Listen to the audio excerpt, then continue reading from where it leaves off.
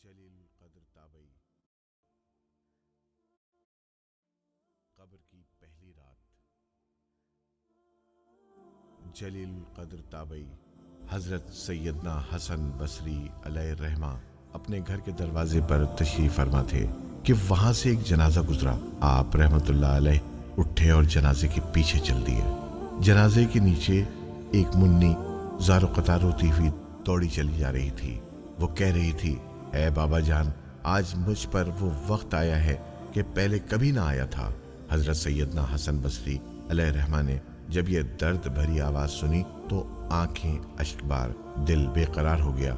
दस्ते शफकत उस गमगीन और यतीम बच्ची के सर पर फेरा और फरमाया, बेटी, तुम पर नहीं बल्कि तुम्हारे मरहूम बाबा जान पर वो वक्त आया है कि आज से पहले कभी ना आया था। दूसरे दिन आप रहमतुल्लाह अलैह ने उस मुन्नी को देखा कि आंसू बहाती कब्रिस्तान की तरफ जा रही है। हजरत सैयदना हसन बसरी अलैहि रहमा भी हुसूल इबरत के लिए उसके पीछे पीछे चल दिए।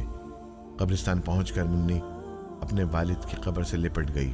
हजरत सैयदना हसन बसरी अलैहि रहमा एक झाड़ी के पीछे छुप गए। मुन्नी अपने रुखसार मट्टी पर रखकर रो रो कर कहने लगी, ऐ बाबा जान, आपने अंधेरे में चिराग और गम ख्वार के बगैर कब्र की पहली रात कैसे गुजारी? ऐ बाबा जान, कल रात तो मैंने घर में आपके लिए चिराग जलाया था। आज रात कब्र में चिराग किसने रोशन किया होगा? ऐ बाबा जान, कल रात घर के अंदर मैंने आपके लिए बिछोना बिछाया था। आज रात कब्र में बिछोना किसने बिछाया होगा? ऐ बाबा जान, कल रात घर के अंदर मैंने आपके हाथ पांव दबाए थे।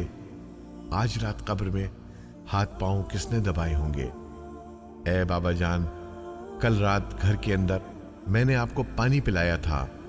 आज रात कब्र में जब प्यास लगी होगी, आपने पानी मांगा होगा तो पानी कौन लाया होगा?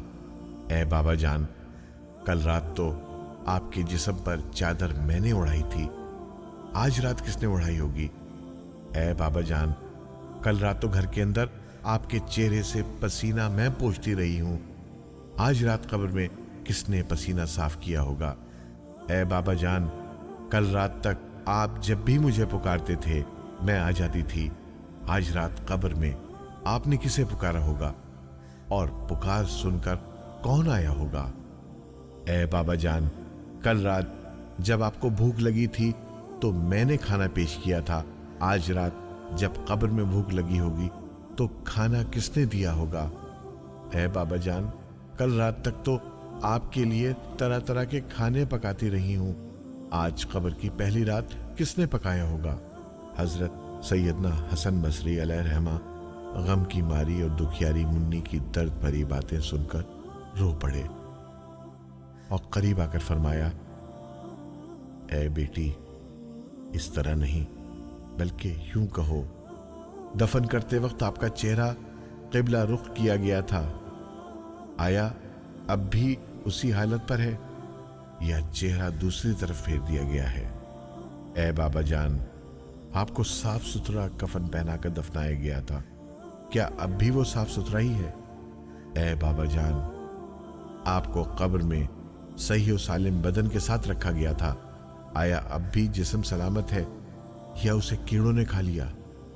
ऐ बाबा जान, उल्मा फरमाते हैं कि कब्र की पहली रात बंदे से ईमान के बारे में सवाल किया जाएगा तो कोई जवाब देगा और कोई मायूस रहेगा।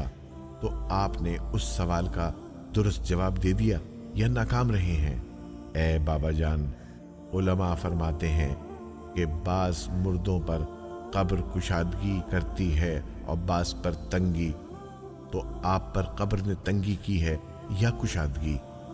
ऐ बाबा जान, उलमा फरमाते हैं कि किसी मैयत के कफन को जन्नती कफन से और किसी के कफन को जहन्नुम की आग के कफन से बदल दिया जाता है।